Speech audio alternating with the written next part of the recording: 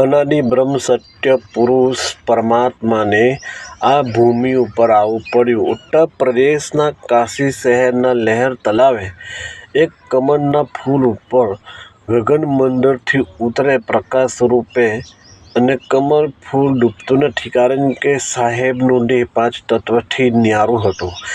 આવવાનું કારણ હતું કે આજનો માણસ પોતાની આત્મ સ્વરૂપને ભૂલી ગયો.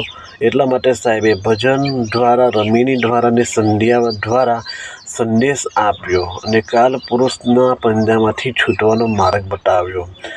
અને ગગનમંડળથી ઉતરે સદગુરુ પુરુષ કબીર, પાણીમાં હી પોઢન ક્યો સબ પીરન કા પીર. માતાના કોખે જન્મ લઈને આવતા નથી. તેથી સદગુરુ કબીર સાહેબ મૃત્યુ અને જન્મથી પણ ન્યારા છે. એટલા માટે તો કહેવાય કે સાહેબ સબકા બાપ હૈ, બેટા કિસી કા નહીં. બેટા હો કે અવતાર લે વો તો સાહેબ નહીં, સાહેબ બંદગી.